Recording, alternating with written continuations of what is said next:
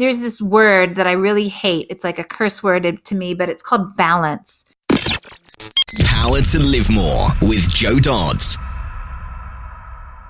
Welcome to the Power to Live More podcast, all about productivity, organisation, well-being, energy and resilience.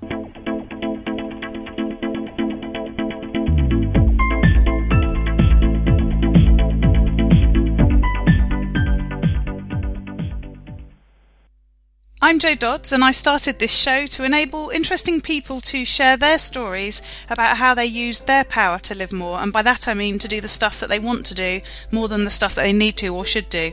It's about creating a life for yourself where you have the energy, health and space to be happy and fulfilled, spending your time as you'd like, whether that be at work, home or somewhere else entirely. That's your choice.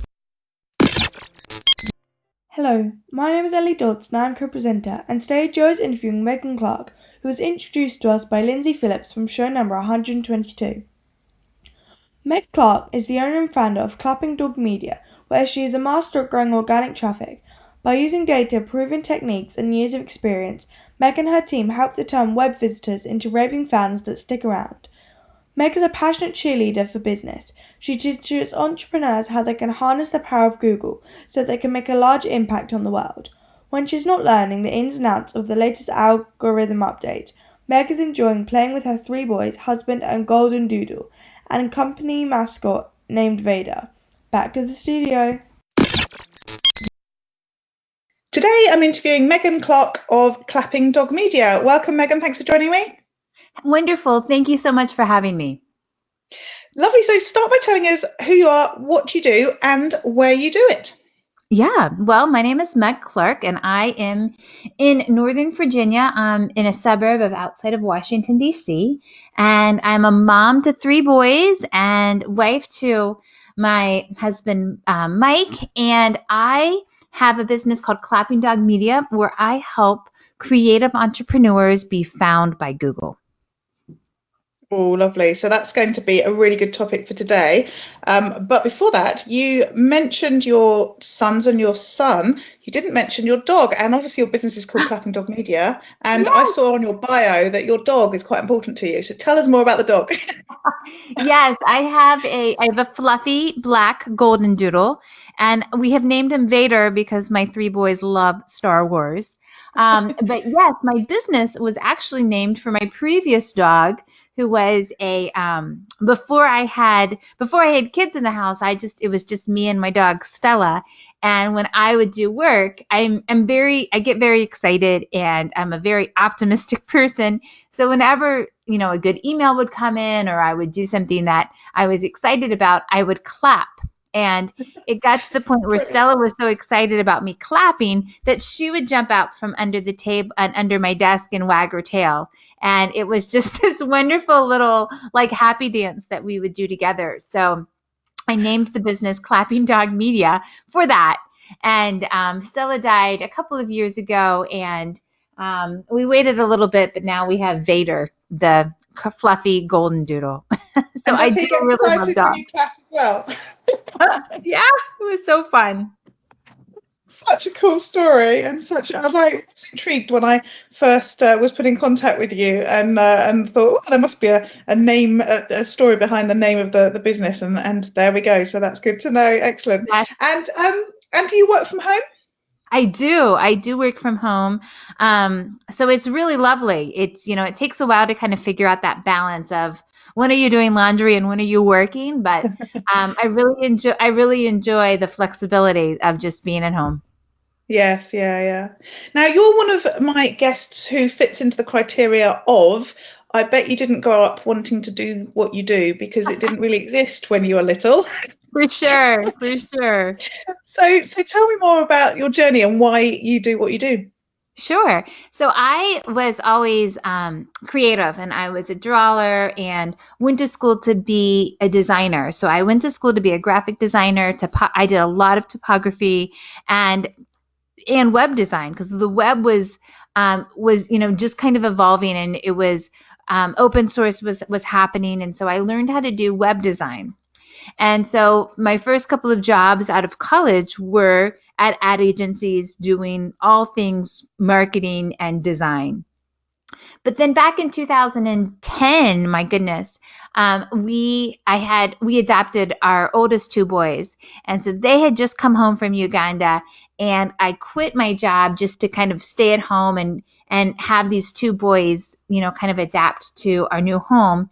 And after a while, I missed work. I missed designing. So I started doing web design for women who were in a very similar position, women who had a career, but they maybe stayed home to be with their kids, and they were either spinning up a side hustle or starting their own business. So I was really passionate about working with women who were in the same kind of life stage that I was in. So I started doing web design for them and creating logos, and it was really great, except these women were investing whatever money they had, which was not a lot, into a website, because we just kind of thought if you have a beautiful website and you offer good services or good products, you're going to get sales and you are going to get customers.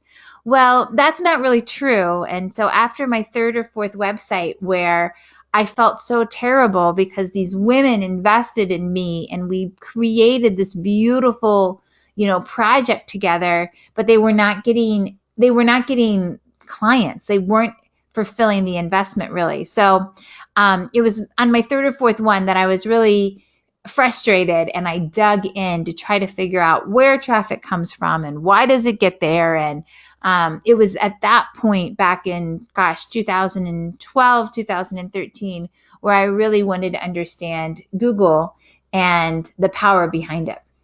Mm-hmm.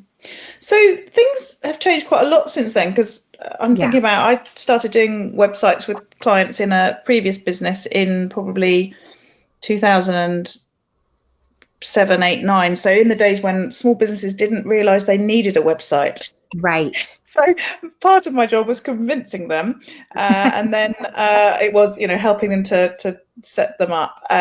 And so I think then search engine optimization actually was fairly simple. And I don't think fundamentally that's probably changed, but it was a much quieter place online. So when you understood some of that stuff, it was easier to be, found. And that was before we had personalized search. So, there was one top space in Google for a particular search term, and everyone was going for it, but everyone wasn't, such a vast quantity of people. Then obviously personalized search came along, and then that changed the landscape. And then all the various black and white updates, panda and penguin and any other black and white animals we can think of came through, and I think it changed considerably. In that period of time, I went off and did other things, and then I got really sort of disinterested in all of this stuff, and now I'm sort of getting much more interested again as my business has changed again. And so has it changed fundamentally, or is it still fundamentally the same, but there's the sort of the nuances to it, or is it just constantly changing? That discuss.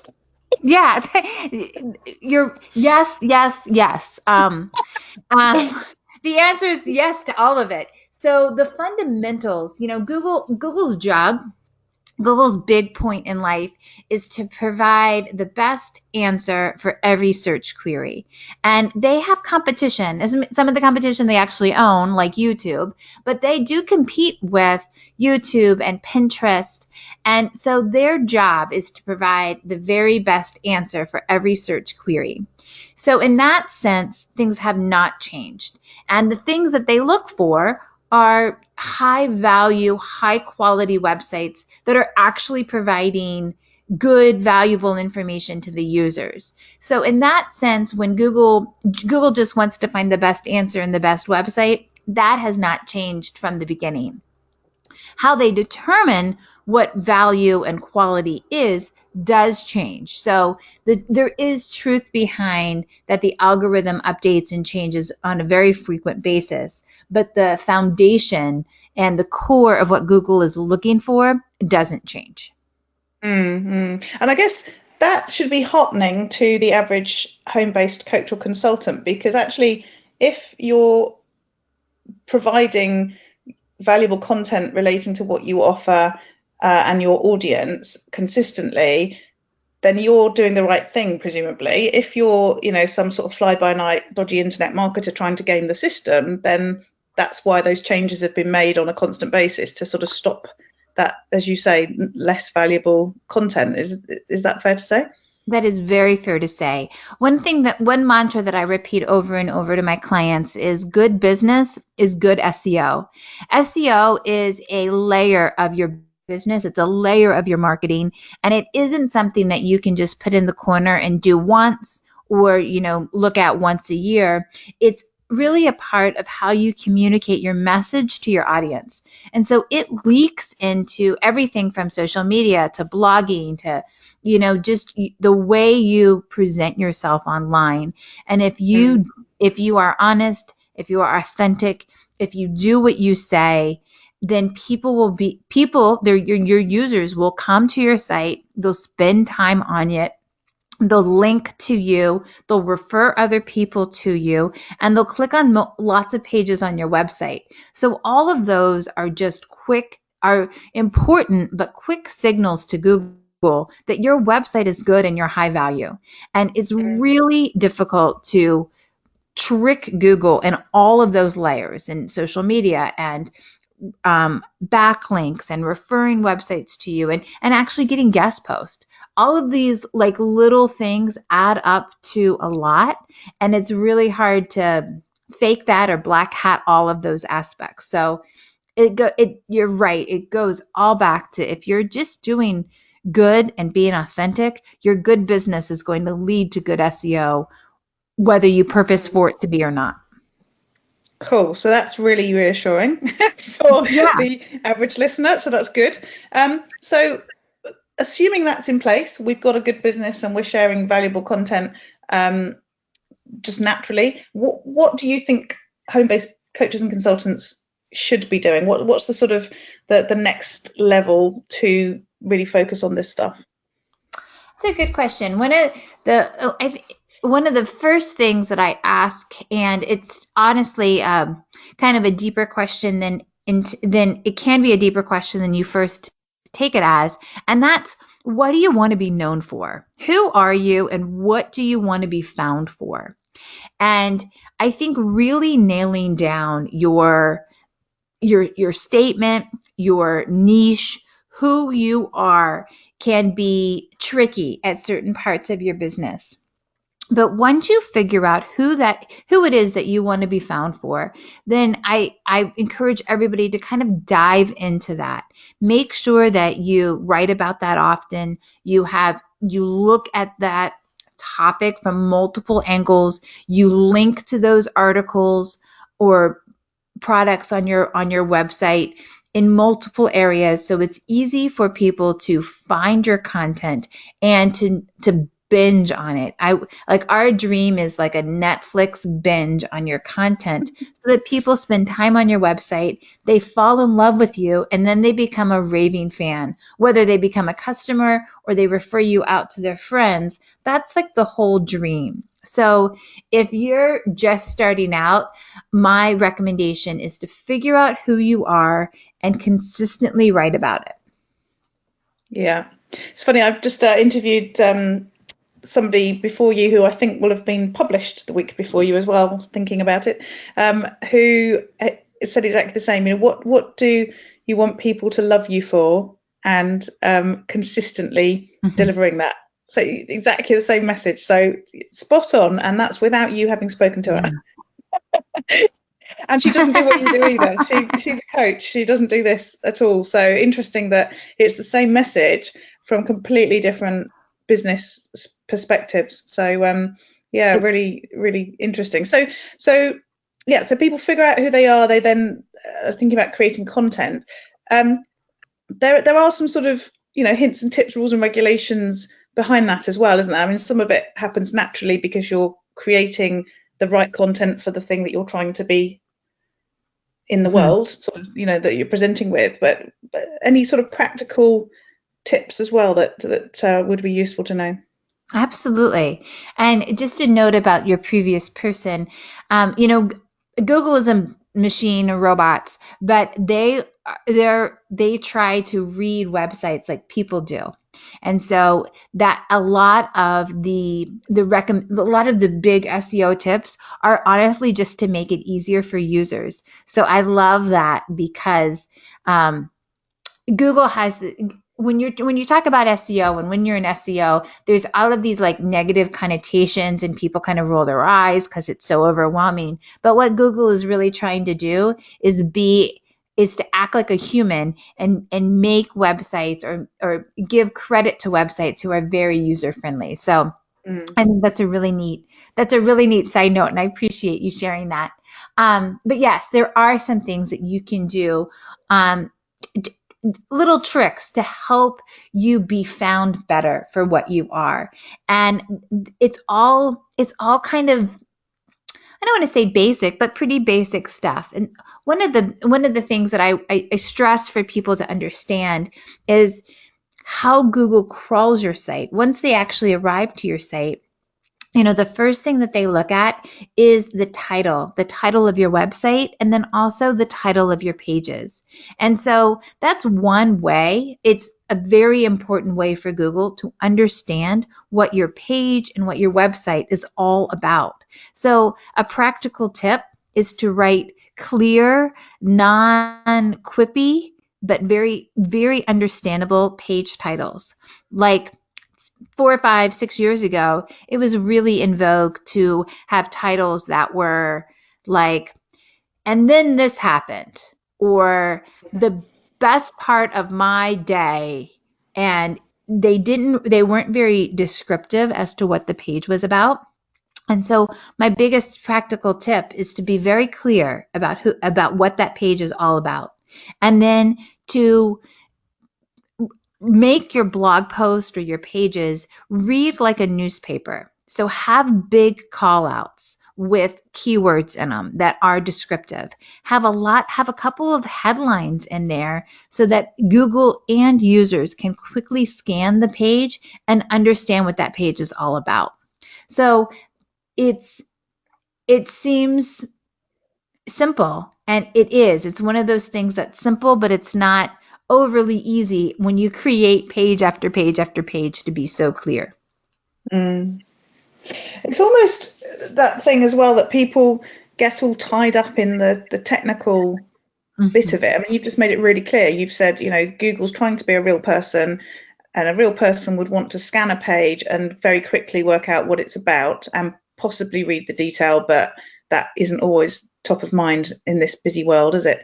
Right. And that absolutely makes sense. And yet if you start from how do I, make all the headlines work really well for SEO and all that sort of stuff, then you end up writing a load of old rubbish, really. That is exactly right. And that is really like my mission, is to uncover the hood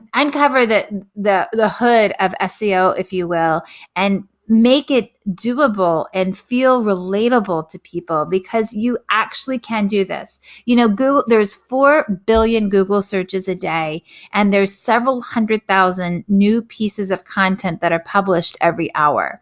And so Google is literally just scanning the internet and trying to figure out where to put all of these new articles so that when somebody searches for it, they know where to go in their memory. Like if you can imagine a big, a huge library, Google is trying to scan the new content and figure out where it goes within their library. And if you can make it easy for them by making clear headlines, that's literally 90% of it. There are technical things that SEOs do, like help with duplicate content and make sure that the sitemap and things like that are in place. But honestly, that's 10 to 15% of the whole SEO picture. The bulk of SEO is consistent writing, consistent telling people who you are, reaching out and having other people refer to your website, having people blog or create content on your website so that you're exposed to their audience, because traffic begets traffic. The more traffic you get from any source, whether it's strictly organic or it's from other marketing measures, Google's going to see that your brand and your website is growing and people are liking you. So just because lots of people are coming to you and spending time on your site, that's a very clear signal to Google that you're providing value. So they will bump you up in the ranks for those reasons. So I've got a couple of specific questions, and then I'm going to talk to you about how you do this stuff, and we'll get into the sort of productivity organization bit. But Sure. So one of them is I work with a national movement called Engage for Success, which is all around employee engagement. And as a movement, it's very resource bereft. It's voluntary, and we're doing as much as we can with very little. We don't publish our own content very often on a regular basis because we haven't got anyone to write it. We do big pieces, but we don't do regular stuff. We have lots and lots of people who want to guest post on our site because it's a well-trafficked site, and that's really what we do. We publish those guest posts. Some of them are absolutely excellent. Some of them I don't think are great. But we don't really quality control them either. What's the implication of organisations and people in their own business accepting guest posts that do, that maybe are good quality or good enough quality, but then they link to other places and all that sort of stuff? Is it a good thing to do to create more content, or is it actually detrimental? And you're going to say it depends, aren't you? Well, so everybody always wants to know, like one of the top questions that I always get is, how much do I need to write and how long should my posts be? That's my second question. Carry on. Well, it's very tied into your first question, which flooding content, just putting content out there to put up content, that was really popular a couple of years ago, and it worked. But now Google literally is going for quality. They want to make sure that the content you're putting out there is valuable to users, that people are reading it, they're linking to it, and it's making people want to stay on your site. It is all about quality. So my recommendation is always, if you can do one quality post a month versus 4 average quality a month, go for the high quality one, because more people will link to it, will share it, will talk about it online than not. So if you're an established business and you've been around for a year or more, then I vote quality over quantity. Now, to go back to your first question about, well, you're getting all these guest posts, I think that's fine. I would try to quality control it by sticking with the higher value ones. And then I would also make the high quality ones really easy to find on your website. And make it easy for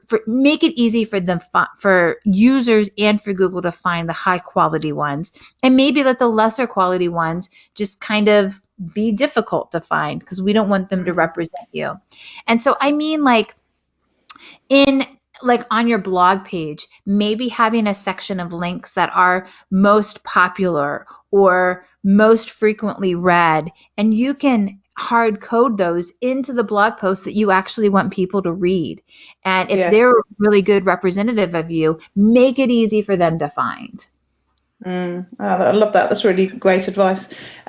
So you've also made my personal day, because I told you I've got sort of gone away from a lot of the stuff I used to do and teach and everything else, and tried to convince myself that it was much better to do fewer posts that were better quality and longer, and therefore I was only going to blog once a month or twice a month or whatever, blah blah blah. That was just because I didn't want to do it. But now you've given me reassurance. Yes, so I will totally have permission. Yes, I am giving you permission. Absolutely. Brilliant, thank you. And that answered the sort of long short question as well. Certainly for me, I guess it's what other people prefer for their style as well. My short posts aren't, I don't think, very useful, so I will cease those forthwith. Not that I've been doing any for ages. Yeah, do make those into Instagram posts or Facebook posts, but they don't need to be on your site. Yes, I've never thought about doing that with the social media. Yeah, you can come again, right? So we've started with the sort of detail of the SEO, the what you do.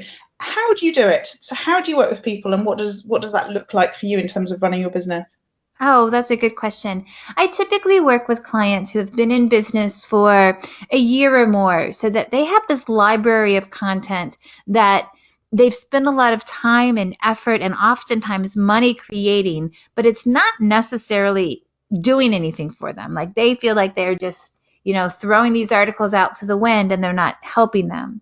So what I like to do is I typically work with people for 1 to 3 months. And the first thing I do is I go in and I do a complete audit of the site. I look at the content, how it's organized, how does it align with what they say they are and who they say they are. Because oftentimes people think they're constantly telling people who they are and what they do, but that's not really reflective in their content. So I audit all that and we kind of organize that into piles, if you will. And I also do a technical audit. I look at your site from Google's perspective. I make sure that the site is indexable, it's crawlable, there's not duplicate content, and there's nothing technically that's prohibiting your site from being crawled and indexed well. So once we do that and we fix any obvious high priority issues, then we really get down to the meat of the website of who you are and how we're going to organize your content.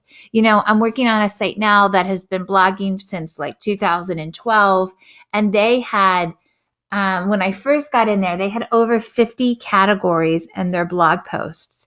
And honestly, when Google gets to this, when they go and they crawl your site and they see that you have 50 or more categories, they think that you are, good at a lot of things. But confused. You might be good at you might talk about a lot of things, but you're not an expert at anything. And so what we're doing is going through their content piece by piece and reorganizing it, making it so that they have no more than 10 categories.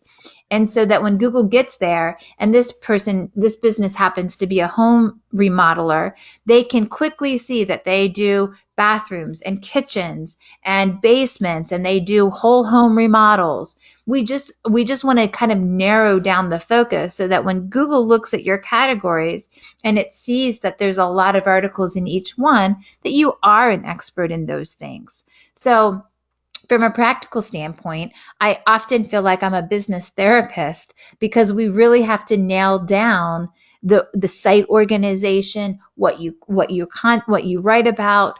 If there's content that's not helpful or useful anymore, we'll remove it and replace it with better content, or we'll update old content. But honestly, like I had mentioned before, there's just a little bit of technical work, and then there's a whole lot of content organization, aligning with your priorities, doing keyword research to make sure that the words that we're using are being searched for and there's not a lot of competition, but it's a lot of massaging the content that's already there. And how does that look in terms of working day for you? Do you have a particular way of shaping that day? Depending on what you're doing? Most of the time, yes. I try to be super, I have all these wonderful plans on how I'm going to structure my days and my weeks. And sometimes it works out brilliantly. And other times you get that email that kind of curtails you. So I like to do, I spend most mornings working on clients' content, just getting through the details, aligning it, making it easy for the business owner to understand where we're moving and what the point is. And then I typically spend my afternoons doing sales calls and follow-up calls with clients so that they understand what we're doing and how to do it. Like I said, I typically work with people for about three months. And after about 3 months, we can get them moving in the right direction. So it's really important to me that my clients understand what to do moving forward and how to maintain and grow the SEO authority that we have gotten for them. So I spend a lot of times working one-on-one with my clients so they get it. I hate the myth. There's a myth out there that SEO is expensive and you have to do it month after month after month. And if you don't, your traffic goes away. And honestly, once we get your technical stuff in line and you learn how Google reads your site, it kind of becomes second nature for you to maintain the authority that we've gotten for you. So it is my dream that we fix the problems. I get you set up properly. I train the client how to do it, and then they kind of fly away with all of this SEO knowledge. Lovely. So quite sustainable then moving forwards. Yeah, that's my dream. I don't want people to feel obligated to have to pay an SEO month after month when it's necessary if you don't have people on your team to help you with the content. If you're really small, I certainly do monthly contracts for people who don't have people in house to help them, but I don't want them to feel like it's an obligation for the rest of their lives.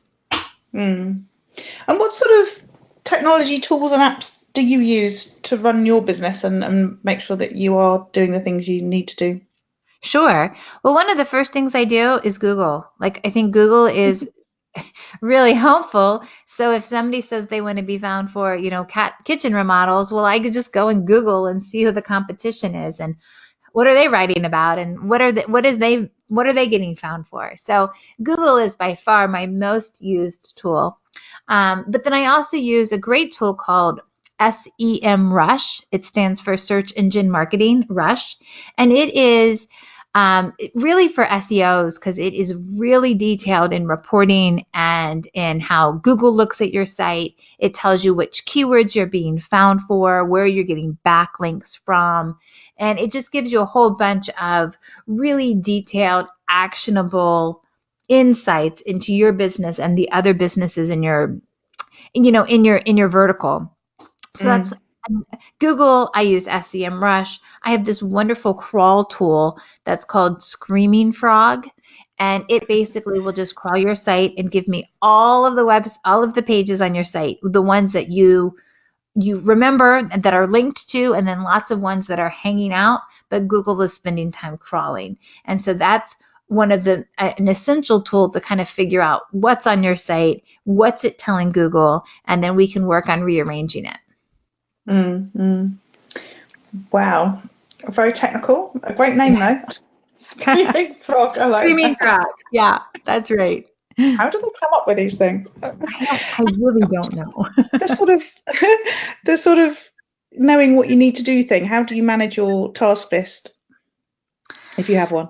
I do have a task list. And so, like I said, at the beginning of the week, I plan out what I'm going to do every single day, who I'm talking to. I try not to do too many last minute things because I really like to have my day structured because, the kids get home at 3:00 and I really want to kind of be wrapped up by then.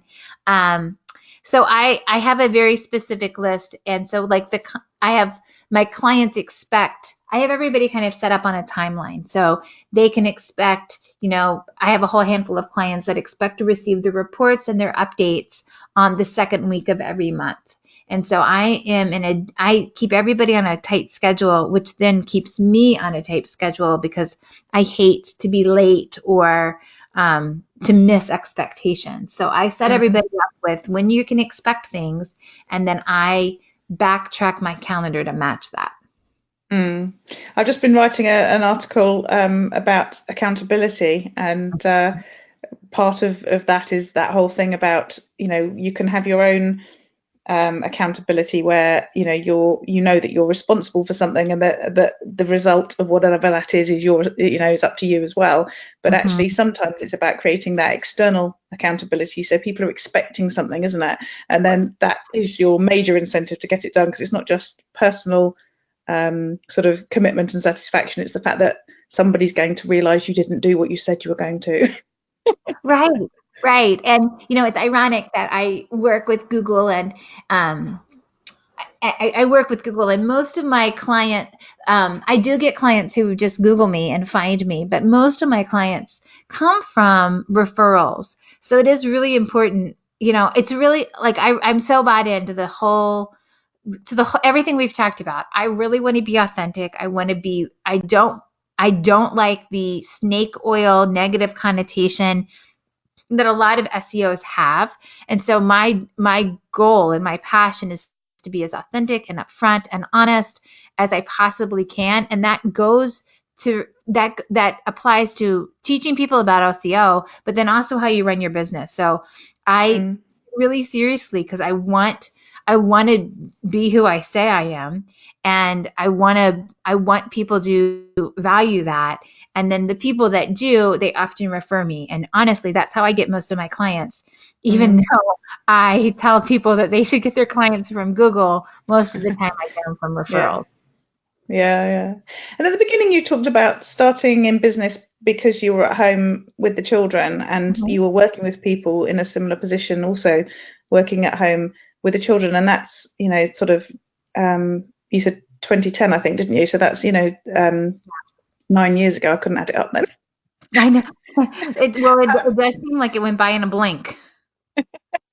How has that changed? You say you like to wrap up by 3 o'clock when the children get home from school and so on. Has that always been the case, that you've been able to fit that in, to your life as well? And obviously you've got the dog to walk, and you've got your husband you talked about. Right. Has that changed? Has that evolved over the time? Well, yes. And my dream is to be done by 3 most days, but then there are some times, I have clients who are all over the world. So I do talk to people at odd hours just to make sure everybody's feeling good and comfortable. And sometimes I work a couple of hours in the evening, but I try not to, that there's this word that I really hate. It's like a curse word to me, but it's called balance. And I don't know if you can ever really be fully balanced with, especially as a woman and a mom and a wife and an entrepreneur. There's so many things to do, and sometimes I spend more time focusing on my business, and sometimes I spend more time focusing on the kids, and sometimes I just spend more time focusing on me to get me in a good mindset. So I have never actually been in balance, but I think sometimes I tip in all of these, the various aspects of your life. So to kind of answer your questions, it's a big evolution. And I'm constantly stating these said and unsaid expectations that I feel like people have on me or I have on myself. And it's like, how important is that? And are people really believing that? And so I spend a whole lot of time internally questioning, why and how I'm doing things for everybody in all aspects of my life. Right. And so, so it's an evolution. I don't want to be working all the time, but at the same time, I'm really passionate about what I do. I feel very humbled and fortunate to be able to help other people who are in a similar position as me make their business work smarter and better for them. If they can be found by Google, then they don't have to spend so much time spending money on ads or chasing likes and follows on social media. So I take it really personally, and I feel very passionate about each client that I take on. And so that can drive me to work endless hours. But then when I do that, I get really tired and cranky, and I'm not the person I want to be. So trying to figure out when to stop all the things is really complicated. Yeah, no, I agree. And as you say, I never use balance. I think that doesn't apply either. I think I've mentioned before that Mike Vardy, the productivityist, talks about changing gear, and that you need to be in a different gear when you're driving a car for different circumstances, going up a hill, going down a hill, overtaking, whatever that might be. And that's the same in your life, that sometimes, as you've said, you need to focus more on the business, sometimes it's on the family, whatever that might be. But it is a constant sort of, you have all these sort of checks and balances in your head, don't you, as you say, as to, was that the right thing to do? Should I have been doing this? And I think, again, I've said on this show before that because I quite often arrange to do things to live more, do the things I want to do, like go singing or go off in my caravan or whatever. I do a lot of the work I need to do in between times, in downtime or on the train or at funny times of the day and night and everything else, to work for me. But I sometimes, if I'm enjoying myself too much, I feel like, I should be working, or if I've got work and I'm thinking, that's, my emails have got a bit out of hand this week, I have to sort of rein myself in and say, well, that's because you did this, and this, and that's great, and your emails will be fine again tomorrow, so why are you worrying? Right. I have to talk myself out of worrying so much as well. I'm in a mastermind group, and we just sat down a little bit ago and talked about our fourth quarter goals and what are we looking forward to. And honestly, my goal is just to stay steady.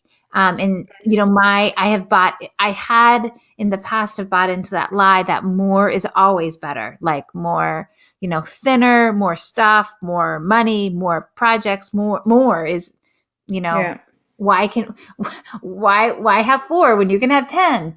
And I think as I mature and as I grow up, um, and I'm already older, I realize that that is a lie, and that it's it makes sense to try to it makes sense in my brain to fill in all of the gaps that I have with more work, because it would mean more clients and more money. But my dream is to not, and just to Yeah. enjoy the fruits of the labor that I did for the first three quarters and kind of relax. And that I had to make it a goal so that other people would hold me accountable, because it's really Yes. easy for me to slip into doing more and more and more.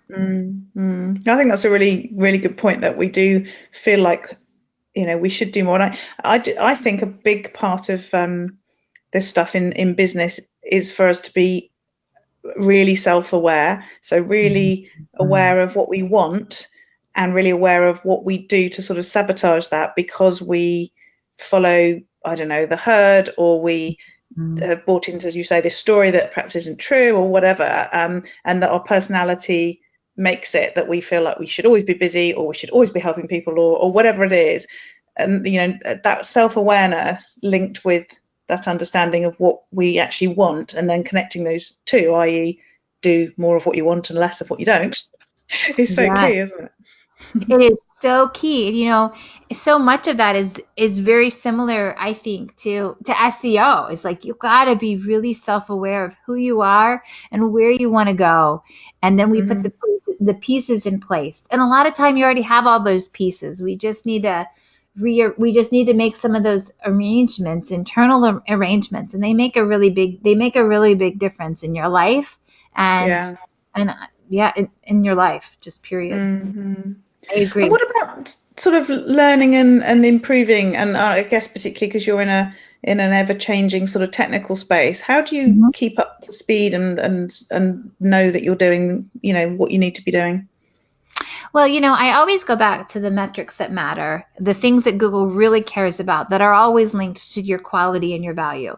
So that's my number one emphasis always. But then there's lots of blogs, there's lots of Twitter people who are, all on every update that Google does. Google claims that they tweak their algorithm at least 3 to 5 times a day. So it's Wow. impossible to keep up with. It's impossible to go through and to keep and to be smart on all of those things. So I read those, but I only pay attention to the ones that are kind of sticking around and that are in alignment with Google's core values, because there was like early last spring, they made a tweak to um, finance sites and some health sites, and Google said it wasn't working out, so they went and switched it back. So I try not to be super reactive, and I watch for the long haul, because SEO is a marathon, it is not a sprint. So Yeah, I yeah. read all of the articles, but then I don't react to them, or at least I try not Mm. to. Yeah, no, that's a really good point.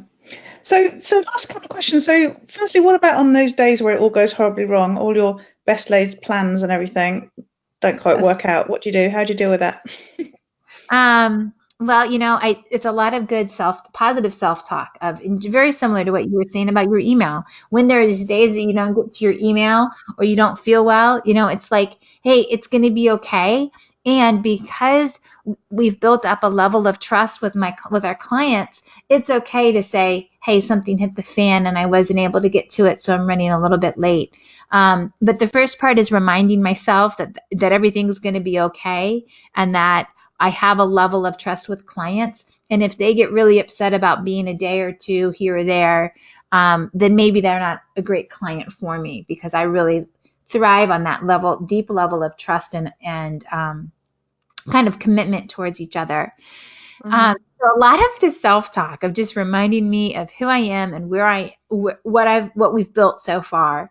And then my answer is always just grace over grace over grace. Give clients grace, give myself grace, give my kids grace. And sometimes you just need to sit on the couch and watch TV and let everything just wait for the next day. Yeah, I love that. That word grace. It's not one that I've heard for quite a while, actually, but it is so evocative of how you need to be to just accept. Yeah, just accept and absolutely. give people the benefit of the doubt that they're trying their best and they're doing we're all doing the best that we can.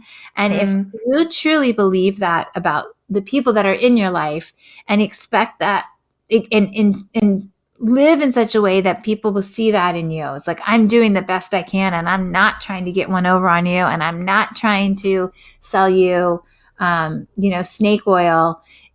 Then that really goes a long way. There's that level of respect that I want in all parts of my life, with my friends, with my family, with my clients.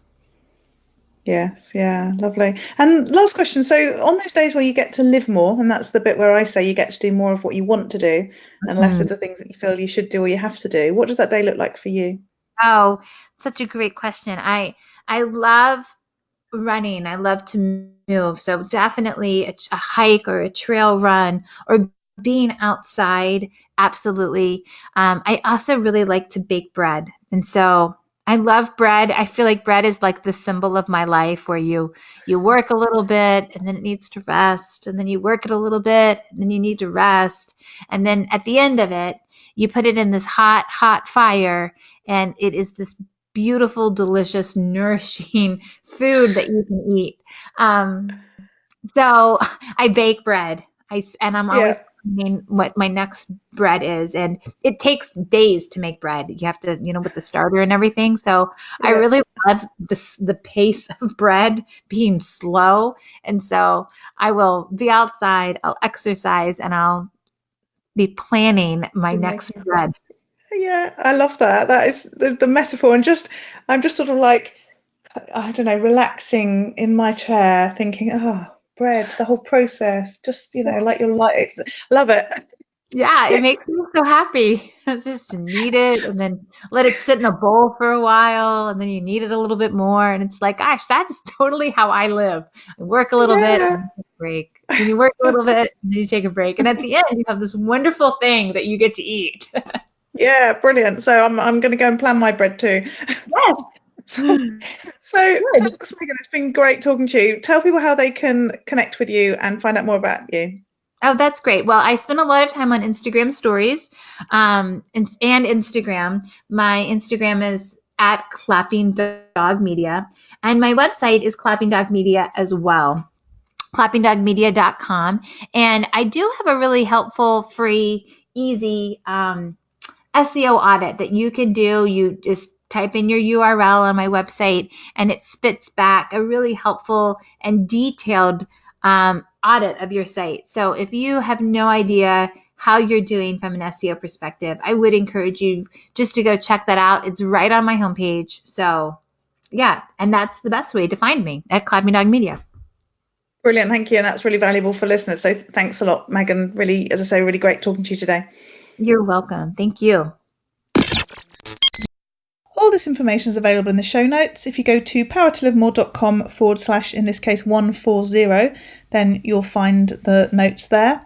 So this week, firstly, I want to ask how you got on with your annual review, if you did it. If you remember last week, I talked about the review that I borrowed from Tim Ferriss of the 4-Hour Work Week fame, where you basically go back over your previous year with a column of positive and negative, and you go through each of the things that you did across each of the weeks of the year and list them in the positive or negative column as appropriate, and then you just review what things are in each of those columns and work out whether you can add in, schedule more of the positives, so see more of the people that you want to see, do more of the things that you want to do for this coming year, and try and reduce some of the things that were in the negative column last year so that you don't do them, or you perhaps maybe have fewer times where you see the people that appear in that negative column, or you don't do some of the things that are in there because you know that they're not good for you and they're not what you want to be doing, because they're obviously not in the positive column. So firstly, did you do that? How did you get on? I did it. I was really pleased to see that most of my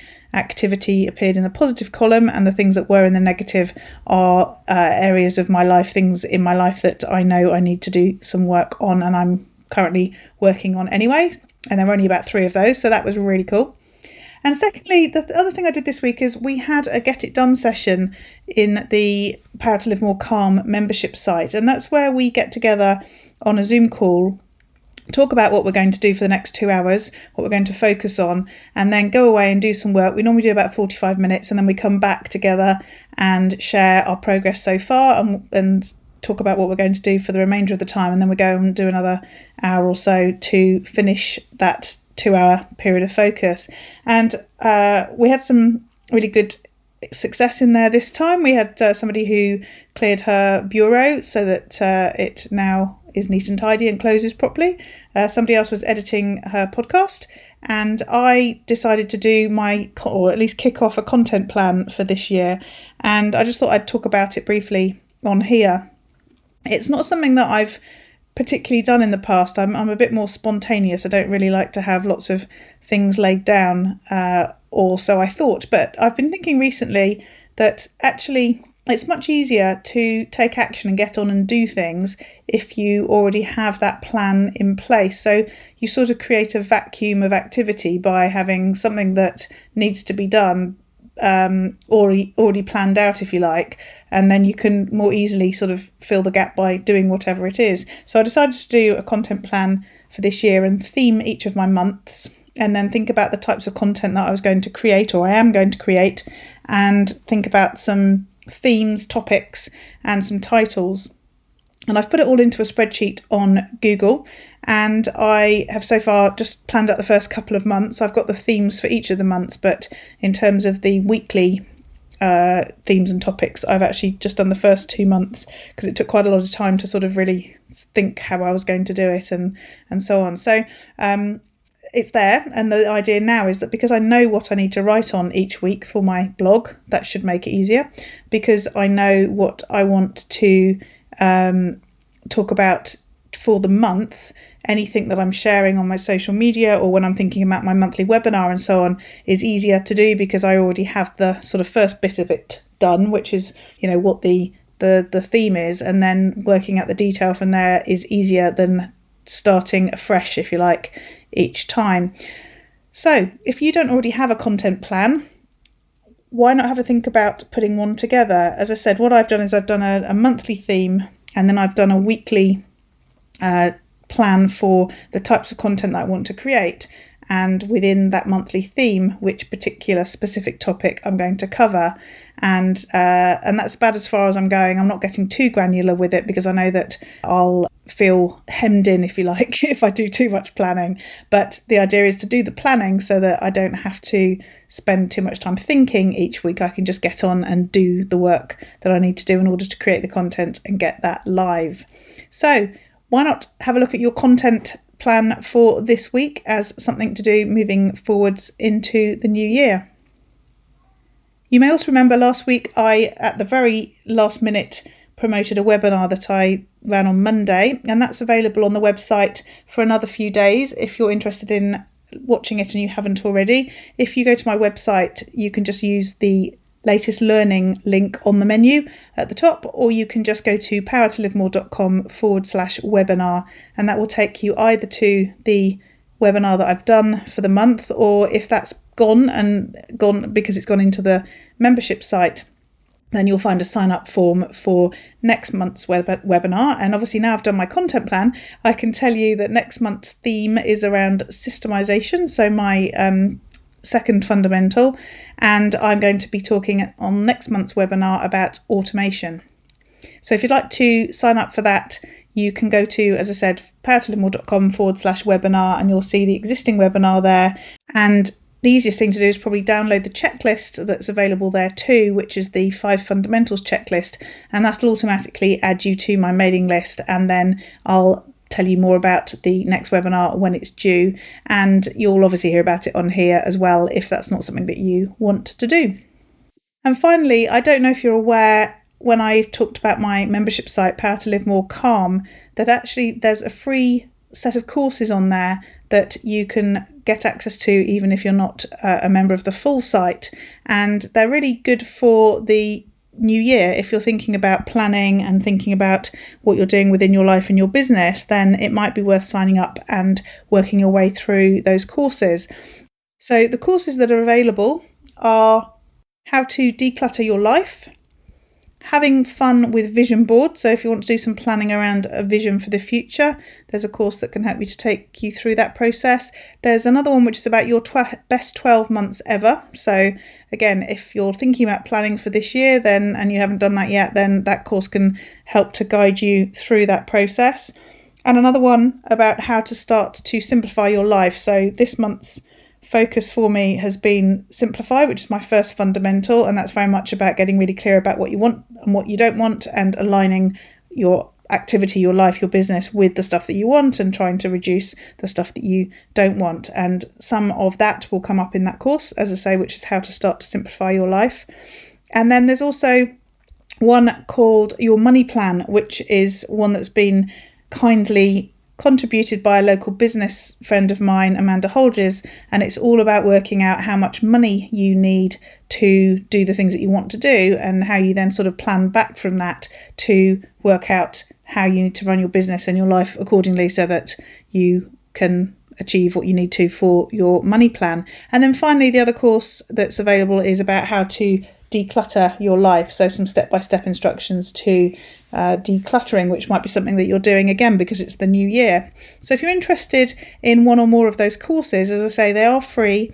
All you need to do is go to powertolivemorecalm.com, so it's a different URL to usual, powertolivemorecalm.com, and then at the top it says join Power to Live More Calm, and if you click on that, one of the options on there is learning how to simplify your life, and the price says free, and then you just click select, and then you can sign up in there, and that'll take you into my membership site and just give you access to those courses that I've just mentioned. And as I say, it might be a good time to do that. You can do that any time of the year, but it might be a good time now if you're still thinking about planning for the remainder of 2020. Again, the show notes for this show are at powertolivemore.com/140, and we look forward to speaking to you next week. Use your power to live more.